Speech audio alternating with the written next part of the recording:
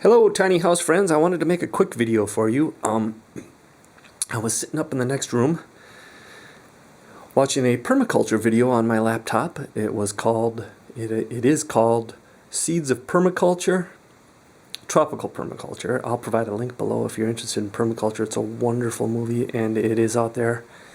And you can watch it, stream it, it's great. At any rate, the movie's about an hour and a half long, so I wasn't real hungry at the time, so I decided to postpone breakfast, and I decided to warm up some sausage. These are just the heat and serve kind, so I'm not cooking anything from raw here, but here in Minnesota, I'm in a suburb of Minneapolis. You can see that we got some snow out there, and I really didn't want to go outside with this. I'm barefoot here early in the morning, and I just didn't want to go out there and shovel snow. So I set up my sun juicer, which I showed in a previous video, and I set it up in front of the window. Now, it's winter in Minnesota, Minneapolis. I'm in a suburb of Minneapolis. The sun is low in the sky. If you'll notice my voice, you don't hear me saying, "Oh, yeah, for sure, you betcha," because people in Minnesota don't really talk that way. So, yeah, I set it up in front of the window. The sun's low in the sky in Minneapolis. And as you know, it's not a tropical environment here. It gets quite cold. You've probably heard horror stories, and most of them are true. So I set it up inside, in front of the window, and it worked great. Now, it took a while. The window filters out some of the UV rays, so it takes longer. But the water is hot to the touch. It's hot. It's not warm, it's hot. Those sausage are ready to go. So it's just a matter of timing. I set it up. Watch my video for an hour. It's probably on here for an hour, hour and a half, hour, 15 minutes, something like that. And they're ready to go. So I'm going to leave it out here and warm up. The sun's nice and bright at the moment, but it's starting to get a little shade from the windows here, so the sun's moving out of view. And I don't want them to cool down, so I'm going to go fry some eggs up in the next room in the kitchen, and I'm going to take them off, add them to my eggs, and enjoy some breakfast here. But I just wanted to share this with you because you can use a solar cooker like this inside the house. Now, when I build my tiny house, I'm going to have 2 solar cookers, 3 of them actually. I'm going to have a box cooker, which will stay outside under a tarp because it's too big to bring inside of the tiny house, and I'll feature that in another video. I'm going to use this one, and if you're into solar cooking and tiny houses, this is the solar cooker to use, man. This is the tiny house solar cooker all the way. This thing is awesome. You can take it apart. It's a little tedious to do, but it's not impossible. It's actually not even difficult. It's just a little tedious, and you'll get over that pretty quick. You do it a couple of times, it goes pretty fast. And then you can put it into the pouch and put it away. It doesn't take up any space in the tiny house. I showed that in a previous video, so go through my videos and look for that one. And I'm not going to go too deeply into it, but this is the sun juicer, and it is the tiny house solar cooker. I mean, this thing's the bomb. Now, I want to get my hands on a recycled satellite dish and make another solar cooker that I can use like on a windy day. Problem with this is that the wind can blow it around. It's lightweight,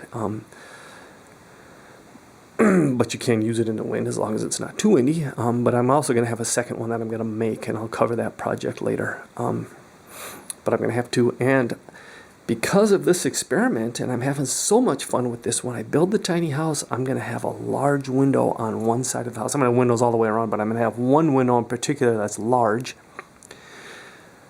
for 2 reasons. One, I can get passive solar heating through a big window to help heat the house.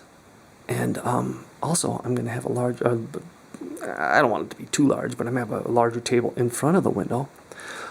Not too big, not enough to block up my movement and take up all my space in the tiny house, but large enough that I can set my solar cooker on. And I'm going to use this thing inside the house in the wintertime. Large window, table that's big enough to set this thing on, and I'll have another solar cooker that I'm going to make from a satellite dish. And I can't use them both at the same time, obviously. There won't be enough room for that, but I'm actually going to use this thing in my tiny house in the wintertime in front of the window. I'm going to make sure it's got a big enough window for this purpose. And I'm really looking forward to it. This thing's great. This is a great solar cooker, and you can use it in the wintertime when the winter's low in the sky. And you can use it through a window. If you got a bigger window, you're going to have better results. The glass will filter out some of the UV rays. We do have a patio window downstairs, but it doesn't face the south, so I can't use that. But it works great. The water is not to a boil. If I had a better window, a bigger window, I'm sure it would boil. Get to a nice simmer, and it is hot to the touch. It might actually be some steam. Let's take a look here. If I lift it, okay, the handle is hot to the touch. There it is. I don't know if there's any steam coming off it or not, but it's hot. It's simmering. So they're ready to go, and they were pre-cooked. I mean, I'm not cooking this from raw, but I'm sure I could. So yeah, you can use these things inside. These things are awesome. If you got time, it's not going to heat up your food as fast as a microwave, but I'm not going to have a microwave in my tiny house. Draw too much electricity, and I'm not sure that they're entirely healthy for your meal anyway.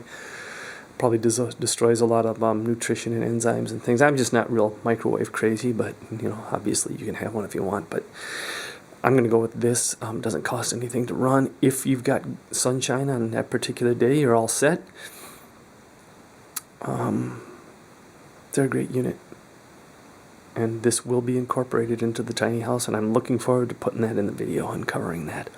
Haven't started building yet. I've run into some financial setbacks. I bought a truck so I could gather used material, and it broke down, and I had to get rid of it. But, pick myself up. I'm not going to whine about it. Get back up on my feet and back at it. So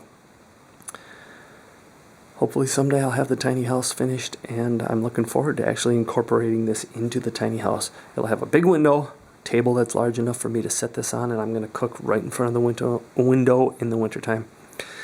But I just wanted to share this with you. It's quite possible to use this in front of a window. It probably limits what you can do with it to some degree. And there's a lot of different factors involved in this. If you have a big window, just how much UV rays get filtered out, and how high the sun is in the sky. There's so many variables. I wish I could just push a button and say that it's going to work like an oven, but it doesn't. So there's a lot of feeling. You got to do the timing and feeling in on this. But you figure it out as you go. But it works great. I can do it in front of a window here. And if I have a bigger window in the tiny house, I know I can do it there too. So I just wanted to take a second and share this with you. This is a cool deal, and you can use it indoors, in front of a window, big window, in the wintertime. So that's all I wanted to share with you. Thank you very much for watching, and have a good day.